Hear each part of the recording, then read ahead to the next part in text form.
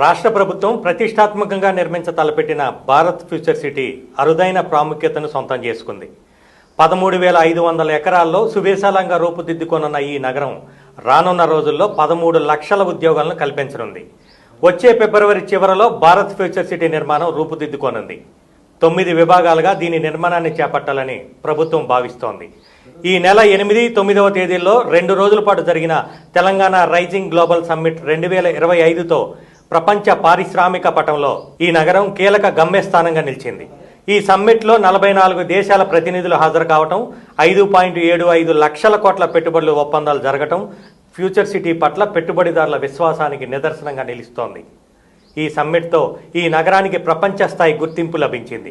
దేశంలో ఇప్పటికే అనేక స్మార్ట్ సిటీలు, కొత్త నగరాల నిర్మాణ ప్రతిపాదనలు వచ్చినా దశాబ్దాలుగా కేవలం అవి కాగితాలకే పరిమితమయ్యాయి. కానీ భారత్ ఫ్యూచర్ సిటీ నిర్మాణానికి వేదికగా గ్లోబల్ సమ్మిట్ నిర్వహించడం సీఎం రేవంత్ రెడ్డి నేతృత్వంలోని కాంగ్రెస్ ప్రభుత్వ దార్శనికత, కార్యాచరణ వేగానికి నిదర్శనమని, రానున్న రోజుల్లో ఈ నగరం ప్రపంచ పటంలో నిలిచిపోతుందని పెట్టుబడిదారులు పేర్కొంటున్నారు.